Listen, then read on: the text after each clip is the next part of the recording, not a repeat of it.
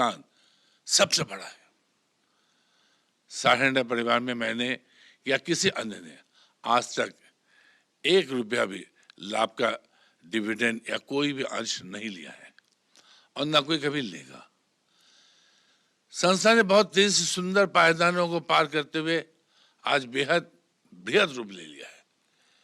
सहारा श्री जी से जब पूछा जाता है कि 300 दिन 18-20 घंटे निरंतर संस्थागत काम में खुशी और मस्ती के साथ जुड़े रहने की प्रबल इच्छा शक्ति और उच्च कोटि की ऊर्जा कहाँ से मिलती है, तब उनका एक ही जवाब होता है कि 10 लाख लोगों की सम्मानपूर्वक पर्याप्त रोजी रोटी की जिम्मेदारी से।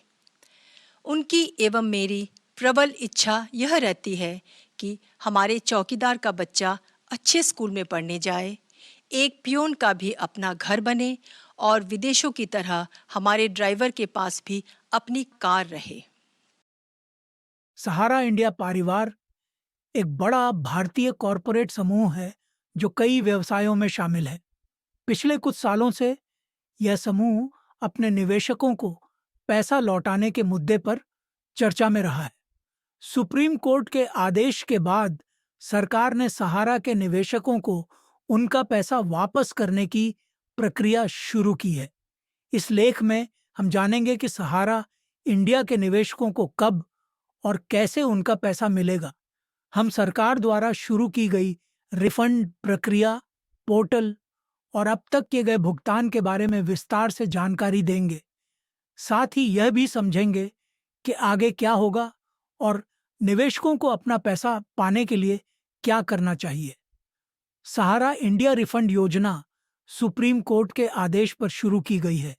इसका मुख्य उद्देश्य सहारा समूह की 4 सहकारी समितियों के निवेशकों को उपनिवेशकों को उनका पैसा लौटाना है।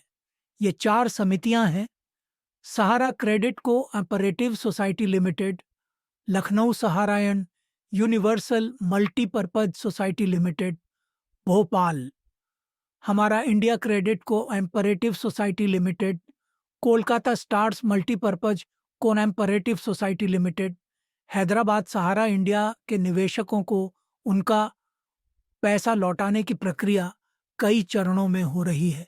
Online portal launch. सरकार ने 18 जुलाई 2023 को CRCS सहारा रिफंड पोर्टल लॉन्च किया।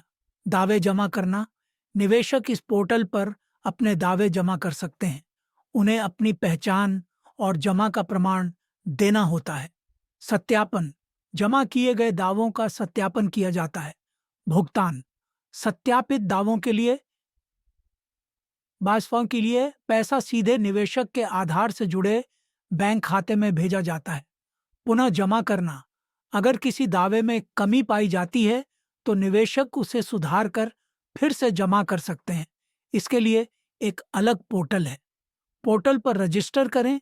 जरूरी दस्तावेज तैयार रखें। पहचान का प्रमाण, आधार कार्ड, पैन कार्ड आदि। निवेश का प्रमाण, रसीद, पासबुक आदि। बैंक खाते की जानकारी, आधार से जुड़ा बैंक खाता। सुनिश्चित करें कि आपका बैंक खाता आधार से लिंक है। सही जानकारी दें। फॉर्म भरते समय सभी जानकारी सही और पूरी भरें। अपडेट के लिए इंतजार करें। दावा जमा करने के बाद सरकारी अपडेट का इंतजार करें। सहारा इंडिया रिफंड प्रक्रिया अभी जारी है और आने वाले समय में कुछ महत्वपूर्ण बदलाव हो सकते हैं। ज्यादा राशि का भुगतान। सरकार धीरे धीरे भुगतान की सीमा बढ़ा रही है। आने वाले समय में यह और बढ़ सकती है। नए पोर्टल। जरूरत पड़ने पर सरकार नए पोर्टल या टूल लॉन्च कर सकती है। समय सीमा।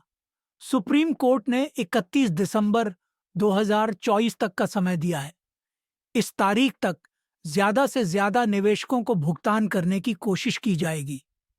कानूनी कार्रवाई। सहारा समूह पर कानूनी कार्रवाई जारी रह सकती है। अगर आप सहारा